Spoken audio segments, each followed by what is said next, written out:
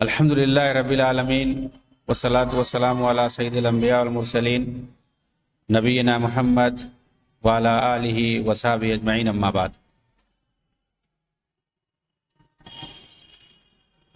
رب اشرح لی صدری ویسر لی امری واحلل عقدۃ من لسانی یفقہوا قولی۔ محترم ناظرین کرام، احباب گرامی، دیگر سامعین،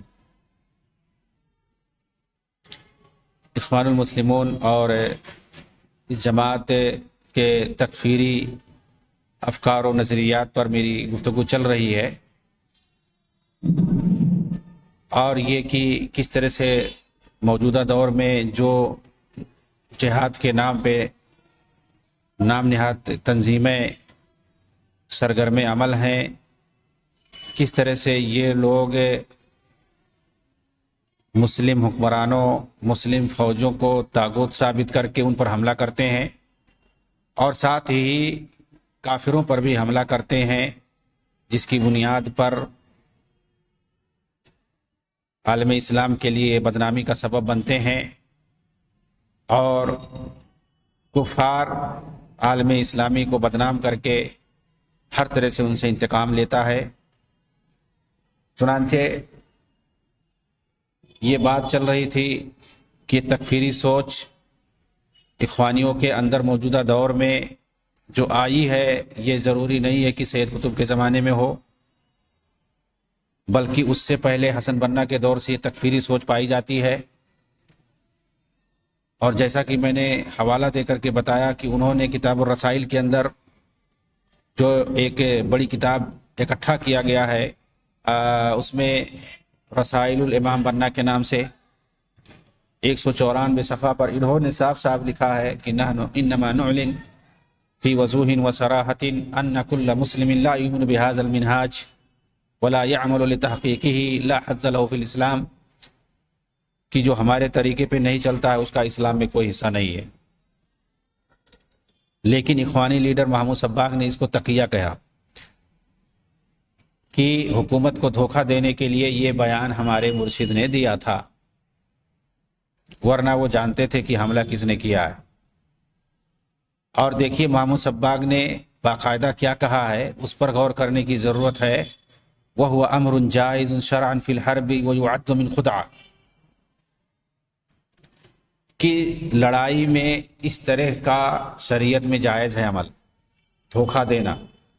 دھوکہ دینا لڑائی میں جائز ہے، حرب میں۔ مطلب یہ ہے کہ یہ اخوانی جو مصری حکومت کے خلاف حملہ کرتے تھے اس کو کیا سمجھتے تھے؟ لڑائی میں دھوکہ دینا دشمنوں کو جائز ہے، یہ جب کفار سے لڑائی ہو رہی ہو میدان جنگ میں تو ان کو دھوکہ دینا جائز ہے، الحرب خدا کہا گیا ہے، ٹھیک ہے۔ اور یہ بھی کہہ رہے ہیں کہ جائز شرعاً فی الحرب، لڑائی میں میدان جنگ میں یہ سب جائز ہے۔ مطلب مصری فوج کے خلاف یہ لوگ لڑائی کر رہے ہیں اور اس کو جائز قرار دے رہے ہیں دھوکہ دینا۔ اس سے کیا مطلب نکلتا ہے کہ یہ مصری فوج کو کافر سمجھ رہے ہیں، اور وہ بھی حربی کافر سمجھتے ہیں، اس لیے یہ حملہ کرتے تھے، اور جب پکڑے جاتے تھے اور مارے جاتے تھے، پھانسی دی جاتی تھی، قتل کیے جاتے تھے، تو اپنے آپ کو شہید بولتے تھے اسی لیے۔ اور کہہ رہے ہیں کہ یہ جائز ہے، یعنی کافر سمجھ کے باقاعدہ یہ لوگ حملہ کرتے ہیں مسلمانوں پہ۔ آج بہت سارے لوگ کہتے ہیں کہ ارے یہ اس تنظیم کا اخوانیوں سے کوئی تعلق نہیں، اخوانی تو ایسے ہیں ویسے ہیں۔ اخوانیوں کی سے ہی یہ ساری جماعتیں، انہی کے افکار و نظریات سے یہ ساری جماعتیں دراصل نکلی۔ ان کی لٹریچر پڑھیں گے تب پتہ چلے گا۔ اردو میڈیا میں، اردو زبان کے اندر یہ ساری چیزیں نہیں بتائی جاتی ہے۔ ان کی جو کتابیں ہیں سب عربی میں ہیں، آپ عربی پڑھیے۔ ان کے جو لیڈران ہیں وہ عربی میں بولتے تھے، عربی میں لکھتے تھے، ان کی کتابیں پڑھیے، سید قطب کی کتابیں پڑھیے۔ اور جو دیگر اخوانی لیڈران ہیں، بڑی بڑی کتابیں لکھنے والے موجود ہیں، محمود عبدالحلیم ہیں، عباس سیسی، محمود الصاف، اور یہ محمود صباغ، یہ سب بڑے بڑے اخوانی مصنفین ہیں جنہوں نے کئی جلدوں میں کتابیں لکھی ہیں۔ ان لوگوں کی کتابیں پڑھیں، پورا جو ہے تفصیل سے انہوں نے لکھا ہے اخوانیوں کے فکر کے بارے میں۔ حسن بنا نے کئی کتابیں لکھی ہیں، خود سید قطب نے کئی کتابیں لکھی ہیں، آپ پڑھیے کم سے کم جو انہوں نے اپنی آخری عمر میں جو لکھی ہے، معالم فی الطریق فی ظلال القرآن، المستقبل لہذا المستقبل للاسلام. تو یہ سب کتابیں اس کے اندر تکفیریت اور خارجیت بھری ہوئی ہے. فی ظلال القرآن اور اسی طرح سے معالم فی الطریق، اس کا ہم جائزہ لیں گے سید قطب کی کتابوں کا. خاص طور سے پتہ چلے گا کس طرح سے خارجیت اور تکفیریت بھری ہوئی ہیں افکار جیسی. اور انہی ساری کتابوں کو یہ ساری جو جہادی تنظیمیں ہیں یہ سب اپنا سمجھ لیجیے کہ دستور کی کتابیں سمجھتے ہیں، دستور کی طرح سے اس کو سمجھتے ہیں، اس کو اپنا دستور اور کیا کہتے ہیں اپنا اصول، رہنما اصول بنا کر کے رکھتے ہیں اپنے پاس. انہی کتابوں کو پڑھتے ہیں یہ لوگ، انہی پہ عمل کرتے ہیں. اور ایسی بہت ساری مثالیں موجود ہیں، چاہے وہ داعش سے ان کا تعلق ہو، القاعدہ سے اس کا تعلق ہو، جبہت النصرہ سے تعلق ہو، جتنی بھی تنظیمیں پائی جاتی ہیں سب لوگ انہی لوگوں کے لٹریچر کو بنیاد بناتے ہیں. اور یہ بھی میں بتا دوں کہ موجودہ دور میں جو اہل سنت والجماعت کے جو سلفی علماء بڑے بڑے پائے جاتے ہیں، دانشوران جو پائے جاتے ہیں، علماء امت جن کو کہا جاتا ہے، جن کی کتابوں سے پوری دنیا استفادہ کر رہی ہے، چاہے وہ علامہ البانی ہو، شیخ ابن باز ہو، ابن عثیمین ہو، صالح الفوزان ہو، اس طرح کے بڑے بڑے جو علماء ہیں موجودہ دور کے، ان کی کتابوں سے استفادہ نہیں کرتے ہیں. ان کو کہتے ہیں یہ سب درباری ملا تھے. ان سے لوگ دور رہتے ہیں، ان کی کتابوں کو نہیں استفادہ کرتے، نہ ہی ان کو مسلمان ہی سمجھتے ہیں یہ لوگ. یعنی جن سے پوری دنیا عالم اسلام جن کی کتابوں سے، جن کے فتووں سے، جن کی باتوں سے لوگ فائدہ اٹھا رہے ہیں، رہنمائی حاصل کر رہے ہیں، اور یہ لوگ اس کو نہیں مانتے. کس کی کتابوں کو مانتے ہیں؟ یہ سب سید قطب، حسن بنا، محمد غزالی، علی طنطاوی، جو اس طرح سے اخوانی علماء ہیں، لیڈران ہیں، بہت سارے ہیں، فتح یکن، کون سے، ان کی کتابوں کو، یوسف قرضاوی اور یہ حسن ترابی، ایک ایک سے کتاب، ابو العلا مودودی، ان لوگوں کی کتابیں جن کے اندر خارجیت بھری ہوئی ہے، جن کی کتابوں سے نکلتا ہے تکفیریت نکلتی ہے. یہ پوری دنیا میں اس وقت مسلمان جاہلیت کی زندگی گزار رہے ہیں. اسلامی روح سب کے اندر سے نکل چکی ہے، کوئی مسلمان نہیں ہے. جو مسلم فوج ہے اس کی بھی برائی کرتے ہیں، اس پہ لوگوں کا اعتماد ہٹاتے ہیں. ایسی کتابوں کو یہ لوگ اپنے پاس رکھتے ہیں، ان کتابوں کو پڑھتے ہیں اور اسی سے اپنی فکر حاصل کرتے ہیں اور اسی سے جوش پیدا ہوتی ہے ان کو. اور پھر اس کے بعد یہ لوگ جب سمجھ لیتے ہیں کہ ارے اس وقت تو ہمارے علاوہ کوئی مسلمان ہی نہیں ہے، تو سب کو مارتے ہیں آنکھ بند کر کے، سب کو مارتے ہیں. بلکہ اگر یہ کہا جائے جیسا کہ حدیث میں ہے کہ یہ لوگ کافروں کو چھوڑ کے مسلمانوں کو مارتے ہیں تو وہ بھی صحیح ہے. تو میں یہ بتا رہا تھا کہ اخوانی لیڈر محمود صباغ نے کس طرح سے، حسن بنا نے جو بات کہی کہ ان لوگوں کا تو ہماری جماعت سے تعلق ہی نہیں ہے اور نہ یہ لوگ تو مسلمان بھی نہیں ہیں. تو جب ان پر اعتراض کیا گیا کہ بھائی مسلمان کیوں انکار کر رہے نہیں ہیں، کیوں تکفیر کیا، کہہ رہے ہیں کہ انہوں نے تقیہ سے کام لیا حکومت کو دھوکہ دینے کے لیے، اور کہہ رہے ہیں کہ اور دھوکہ دینا تو جائز ہے اس لیے کہ ہم حالت حرب میں، یعنی مصری فوج سے لڑ رہے ہیں یہ لوگ اور حالت حرب بتا رہے ہیں، یعنی ان کو جو ہے حربی کافر سمجھ رہے ہیں، نعوذ باللہ. یہ محمود صباغ کی جو کتاب ہے حقیقت التنظیم، جو تنظیم، جو التنظیم الخاص بھی مراد ہو سکتی ہے، اور اسی طرح سے تنظیم 65، تو تنظیم 65 ہو یا التنظیم الخاص ہو. تنظیم الخاص جو تھا یہ حسن بنا نے خود اس کو بنایا تھا، مسلح فدائی تنظیم تھی یہ التنظیم الخاص.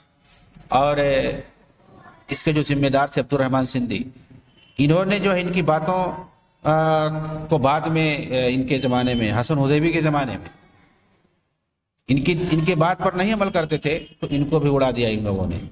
بتائیے، ان کو اڑا دیا ان لوگوں نے. اور محمود الساق کر کے ایک ہیں، ان کو بعد میں اس کا لیڈر بنایا گیا، اس کا ذمہ دار بنایا گیا.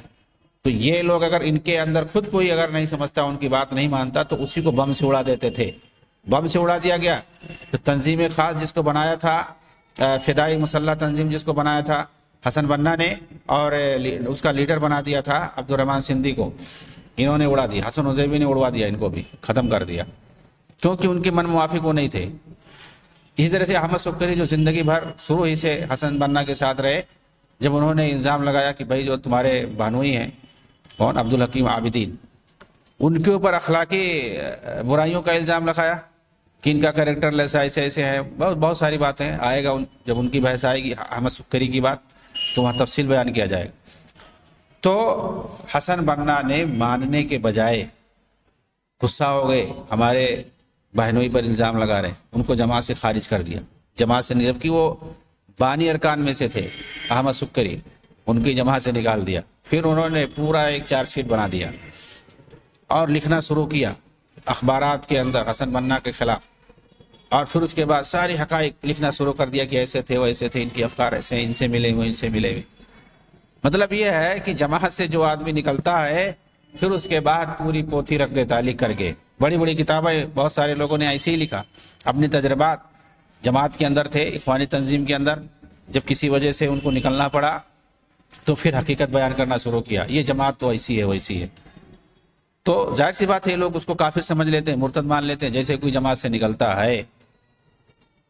تو یہ ان کی فکر ہے کہ مطلب یہ لوگ مصر کو، یعنی مسلم ممالک کو، یہ لوگ دارالحرب مانتے ہیں، اسلام نہیں مانتے، دارالاسلام۔ اور یہ صریح تکفیر ہے کہ جو ہے محمود الصباغ کا یہ کہنا کہ وہ ہوا امر جائز شرعا فی الحرب ویعد من خدا، کہا کہ مرشد نے تعویل کر دی ہے، تقیہ تھا اصل میں، اور یہ تقیہ کرنا یعنی دھوکہ دینا، تقیہ مطلب دھوکہ دینا، یہ جائز ہے، لڑائی میں جائز ہے یہ، اس لیے انہوں نے ایسا کہا۔ مطلب یہ ہے کہ مصری فوج سے ہم حالت جنگ میں ہیں، دارالحرب ہے گویا۔ اگر مرشد کے قول کو تقیہ مان لیں تو محمود صباغ کے قول کو کیا کہیں گے بھائی، یہ کیا مان رہے ہیں، یہ بھی تو وہی بات کہہ رہے نا۔ تو یہ لوگ مصری فوج کو باقاعدہ اس طرح مانتے تھے کہ کافر ہیں۔ وزیر اعظم جو اس وقت تھے نقراسی پاسا، جب انہوں نے جماعت پر پابندی لگا دی تو اخوانیوں نے اس وقت حکومت کی تکفیر کی، باقاعدہ کھل کر کے تکفیر کی تھی، اور اس سے لڑنے کو جائز ٹھہرایا تھا۔ محمود صباغ جس کی بات گزری کہ جنہوں نے مصری حکومت کو اور مصر کو دارالحرب قرار دیا تھا اپنے اس قول سے، انہوں کیا کہتے ہیں، وقف رجال النظام الخاص للحکومت بالمرصاد عندما ثبت لهم بما لا يدع للشك ان الحکومہ اصبحت بفعلها هذا من المحاربین للاسلام۔ کہتے ہیں کہ جب ہمارے نزدیک یہ بات واضح ہو گئی کہ مصری حکومت اب اسلام سے لڑ رہی ہے، تو بلا شک ہماری جو تنظیم خاص ہے، یعنی مسلح جو فدائی تنظیم ہے، یہ اس حکومت کے پیچھے پڑ گئی، یعنی مطلب ثبت لهم بما لا، یعنی وقف بالمرصاد، اس کے پیچھے پڑ گئی اور دھوکے سے مارنے کے لیے تیار ہو گئی۔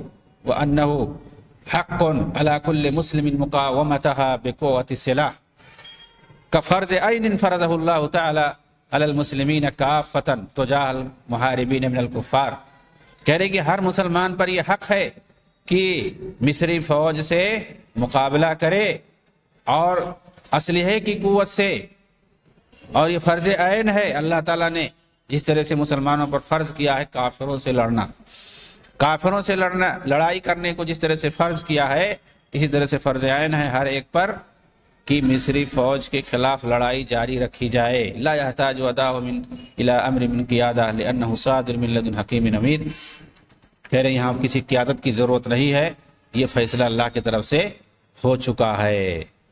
تو یہ حقیقت التنظیم کے اندر محمود صباغ نے یہ باقاعدہ لکھا ہے۔ پہلے تو حسن بنا کے قول کی تعویل کرنے کی کوشش کی، اور اس میں صراحت کے ساتھ ثابت کر دیا کہ کس طرح سے یہ لوگ تکفیر کرتے ہیں خارجیوں کی طرح سے، کہ مصری حکومت کو اور مصری عوام کو انہوں نے کہا دارالحرب قرار دے دیا، اور اس کے بعد انہوں نے صاف طور سے اعلان کیا کہ اب یہ ثابت ہو چکا ہے کہ مصری حکومت یہ مسلمان اب نہیں رہی، یہ اب اسلام سے لوگ لڑ رہے ہیں، باقاعدہ اسلام سے، مطلب کوئی اخوانیوں سے اگر لڑے تو سمجھو اسلام سے لڑ رہا ہے، تو اسلام سے لڑ رہی ہے یہ فوج، مسلمانوں سے لڑ رہی ہے، اب اس پر حملہ کرنا ہر مسلمان پر فرض ہو چکا ہے۔ آگے مزید کہا کہ ہر اخوانی یہ عقیدہ رکھتا ہے کل ما کان منہ من مقاومۃ لہؤلاء الحکام هو الحق وفی سبیل الحق، کہ ان حکام سے جو ہماری لڑائی چل رہی ہے یہی حق ہے اور ہم لوگ حق کے راستے میں لڑ رہے ہیں۔ فقد رأى بعینہ اجرامهم الذی یعجز عن الوصف والبیان، ان لوگوں کا جو جرم ہے وہ وصف سے مطلب اس کو بیان نہیں کیا جا سکتا ہے۔ تو اس طرح سے انہوں نے باقاعدہ کہا۔ آگے دیکھیے کیا لکھتے ہیں، کفرت بربہا وآمنت بالطاغوت وجندت نفسها له في ذل مفرد تعبده من دون اللہ. لوگوں کے سامنے اب یہ لوگ بت کی حیثیت رکھتے ہیں، لوگوں نے انہیں بت بنا لیا ہے، ان کی پوجا کر رہے ہیں، رب کا انکار کر دیا ہے اور یہ لوگ ذلت کی زندگی گزار رہے ہیں. مطلب جو لوگ ان کی تنظیم میں نہیں آ رہے ہیں، ان کی جماعت میں نہیں شامل ہو رہے ہیں اور وہ لوگ اپنی حکومت کا ساتھ دے رہے ہیں، اپنی حکومت کے ساتھ ہیں، ان کو یہ لوگ تکفیر کر رہے ہیں. باقاعدہ کہہ رہے ہیں کہ یہ بتوں کی پوجا کر رہے ہیں، وہ کام کو انہوں نے بت بنا لیا ہے، ان کی پوجا کر رہے ہیں، رب کا انہوں نے انکار کر دیا ہے، یہ لوگ ذلت کی زندگی گزار رہے ہیں. اب مطلب رب کا انکار کر کے حکام کی پوجا کر رہے ہیں، ظاہر سی بات یہی تکفیر ہے. گویا تم اب کافر سمجھ رہے ہو، مشرک سمجھ رہے ہو. اگر کوئی اب حکام کی بات اگر مانے، اطاعت کرے، جس کا کہ حکم ہے قرآن اور سنت کے اندر، باقاعدہ دونوں کو اگر ملا دیا جائے تو معصیت میں ہم فرما برداری نہیں کریں گے، باقی ہم فرما برداری کریں گے. تو حکام کی اطاعت کو یہ لوگ کفر سمجھتے ہیں. علامہ محمود محمد شاکر ان کے تکفیری فتووں پر اعتراض کرتے ہوئے کہا تھا، ہاکذا تحکمون علی الناس بالکفر تحکمون من انتم، کہ تم لوگ لوگوں کی تکفیر کرتے ہو، تم لوگ ہو کون آخر. یہ اسی زمانے کے بہت بڑے عالم تھے یہ محمود محمد شاکر، علامہ محمود محمد شاکر مصر کے یہ بہت بڑے عالم تھے. انہوں نے ان پر اعتراض کرتے ہوئے کہا آخر تم لوگ ہو کون. مذکرات عبدالعزیز کامل، اس کے اندر صفحہ نمبر 67 میں یہ عبارت لکھی ہوئی ہے کہ بھائی تم لوگ کون ہو جو ان کی تکفیر کرتے ہو، تمہارے اندر کون سی خصوصیت پائی جاتی ہے، تم کون سے مسلمان ہو جو دوسرے مسلمانوں کی تکفیر کر رہے ہو. زینب غزالی، اس نے تو حسن بنا سے بیعت کرتے ہوئے کہا تھا، اللہم انی ابایعک علی العمل لقیام دولت الاسلام فقال وانا قبلت البیعہ. باقاعدہ اس نے بیعت کی تھی. زینب غزالی یہ بھی مطلب سید قطب کے ساتھ مل کر کے یہ جو مسلح تنظیم ہے، تنظیم 65 سے جو مشہور ہے، اس نے بھی بنایا تھا. حسن بنا سے اس نے تو کہا تھا باقاعدہ کہ میں لونڈی ہوں تمہارا، تم جس طرح سے چاہو ہمیں استعمال کرو.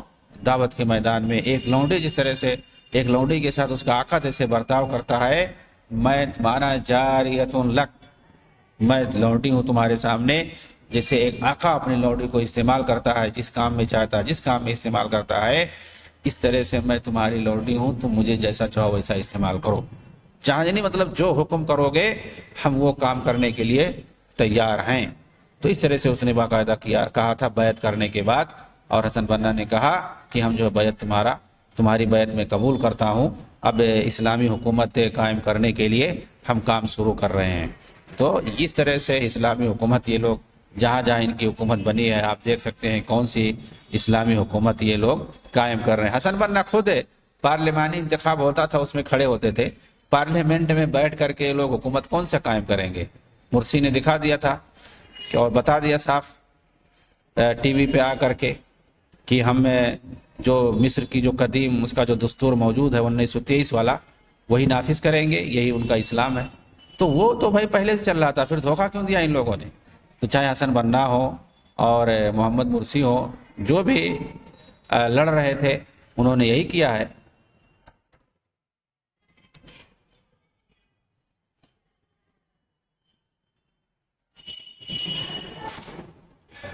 حسن حزیبی اس کے بعد، حسن بنا کے بعد جو ان کے جو مرشد ہوئے حسن حزیبی تھے، انہوں نے بھی تکفیری فتویٰ دیا ہے. تو یہ کہنا لوگوں کا کہ 60 کی دہائی میں سید قطب کے زمانے میں تکفیری سوچ پیدا ہوئی اخوانیوں کے نزدیک، یہ صحیح نہیں ہے. اس سے پہلے یعنی شروع جماعت کی جب سے بنیاد پڑی ہے حسن بنا کے دور میں، اسی دور سے ان کی یہاں تکفیری سوچ پائی جاتی تھی. حسن حزیبی یہ دوسرے ان کے مرشد ہیں. 1954 کے اندر ان کا پہلا تکفیری فتویٰ آیا تھا. انہوں نے 1954 بلکہ اس سے بھی پہلے جب انقلابی فوج سے ان کا اختلاف ہوا تھا، قاہرہ چھوڑ کر کے اسکندریہ یہ بھاگ گئے، وہاں جا کر سب سے پہلے فوج کی انہوں نے تکفیر کر دی. کہا جب فوج سے اختلاف ہو گیا ان کا، اور یہ کون سی فوج تھی؟ مصری فوج، جمال عبد الناصر، جنرل مجیب، جنرل نجیب، یہ لوگ مل کر کے انگریزوں کے خلاف لڑ رہے تھے. اور انگریزوں کو مصر سے بھگا رہے تھے، اور اخوانی جو تھے یہ لوگ اختلاف کر رہے تھے، حکومت کے لیے اختلاف کر رہے تھے کہ حکومت میں ہمیں ملنا چاہیے تب ہم ساتھ دیں گے، انگریزوں کے خلاف ہم ویسے نہیں لڑیں گے۔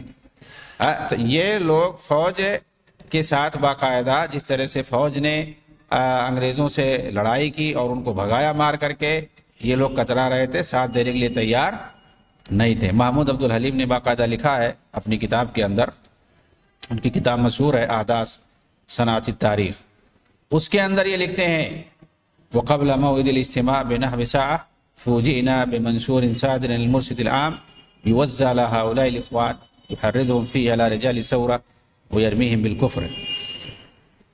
کہتے ہیں کہ ہمیں اچانک مرشد عام کی طرف سے یعنی حسن حزیبی کی طرف سے یہ پیغام ملا، اور منصور مطلب کتابچہ ملا باقاعدہ جو تقسیم کیا گیا اخوانی جماعت پر، یوزع علی ہؤلاء الاخوان، اس کتابچے کے اندر انہوں نے کیا کیا تھا، حسن حزیبی نے یحرضهم فیہ علی رجال الثورہ، یہ جو انقلابی فوج تھی جنرل نجیب اور جمال عبد الناصر کی قیادت میں انگریزوں کے خلاف جو انقلاب برپا کیا گیا تھا 54 کے اندر، کہا ان لوگوں پر ابھارا گیا تھا، ان کے خلاف اخوانیوں کو ابھارا گیا تھا کہ یہ لوگ انگریزوں کے خلاف لڑیں گے، لیکن تمہارا کام کیا ہوگا، تمہارا ٹارگٹ یہ ہوگا کہ ان انقلابیوں پر حملہ کرنا۔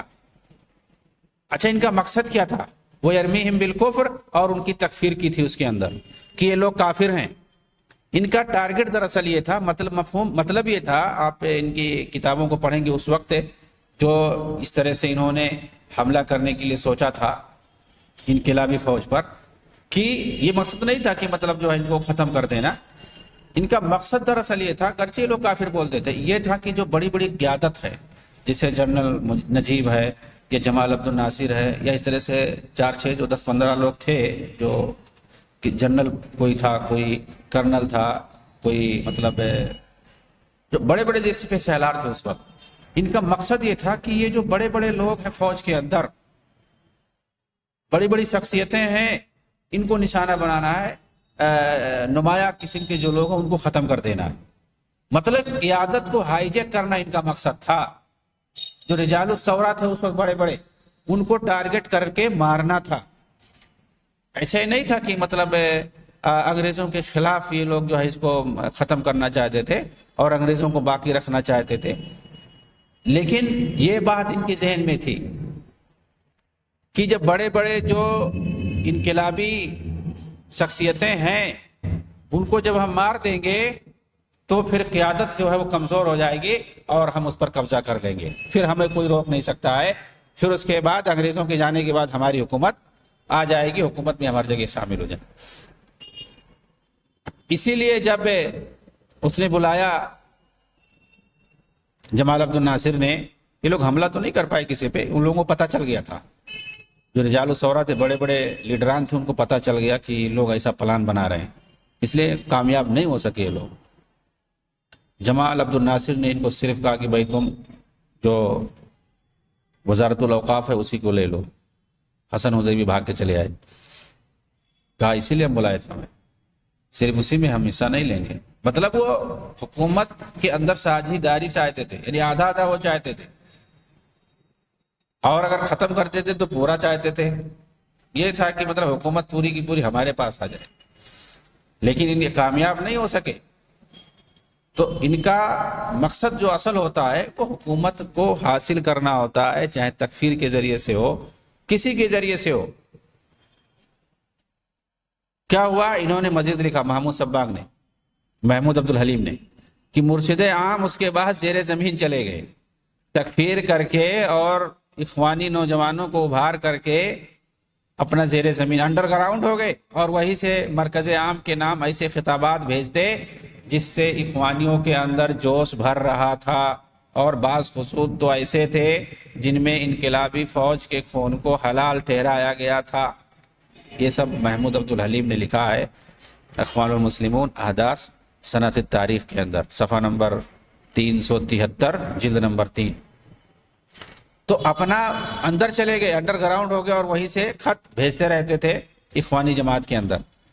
کہ ایسا کرنا ہے ویسا کرنا ہے تم لوگوں کو، یعنی سیدھا تم لوگوں کو لڑائی نہیں کرنا ہے، لڑنے دو ان لوگوں کو، تم لوگوں کا کام یہ ہے کہ جو لیڈران ہیں بڑے بڑے انقلابی فوج کے، ان پر حملہ کرنا، یہ ابھارتے تھے۔